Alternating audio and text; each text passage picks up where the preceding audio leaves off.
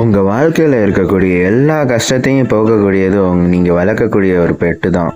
அப்படி வளர்க்கக்கூடிய பெட்டு எது வேணாலும் இருக்கலாம். நான் வளர்க்குற பெட்டு ஃபிஷ் தான் வளர்க்குறேன்.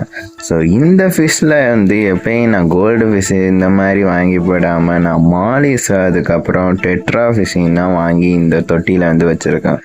ஸோ இந்த மாதிரி வளர்க்குறப்ப கொஞ்சம் பார்க்குறதுக்கு ரொம்ப கலர்ஃபுல்லாக இருக்கும். அதே சமயம் மைண்ட் ரிலாக்ஸ் ஆகுது. நீங்கள் உங்களுக்கு பிடிச்சிருந்துச்சுன்னா ஃபிஷ் வளர்த்து பாருங்கள்.